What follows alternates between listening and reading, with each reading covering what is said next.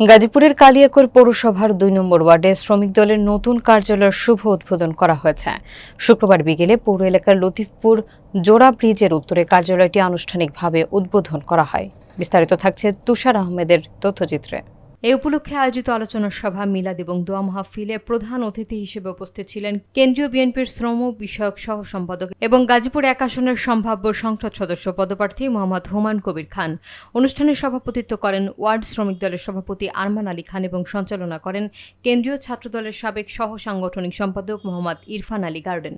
বিশেষ অতিথি হিসেবে বক্তব্য রাখেন কালিয়াকৈর উপজেলা বিএনপির সাবেক আহ্বায়ক বীর মুক্তিযোদ্ধা আক্তারুজ্জামান, গাজীপুর জেলা শ্রমিক দলের আহ্বায়ক মোহাম্মদ মিনার উদ্দিন, যুগ্ম আহ্বায়ক মোহাম্মদ আলহাজ উদ্দিন যুবরাজ, ইউনুস আলী, শাহজাহান হোসেন এবং সোহেল রানা। বক্তারা শ্রমিকদের অধিকার আদায় এবং সংগঠনকে আরও শক্তিশালী করার উপর গুরুত্ব আরোপ করেন। প্রধান অতিথি শ্রমিকদের ঐক্যবদ্ধ থেকে দলীয় আদর্শ বাস্তবায়নের সক্রিয় ভূমিকা রাখার আহ্বান জানান।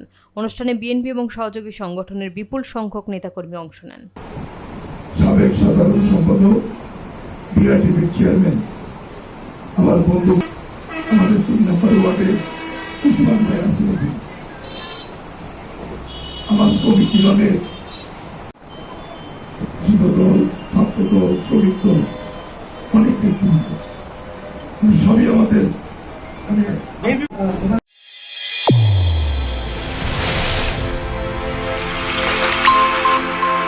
চ্যানেল A1 হৃদয়ের স্পন্দন।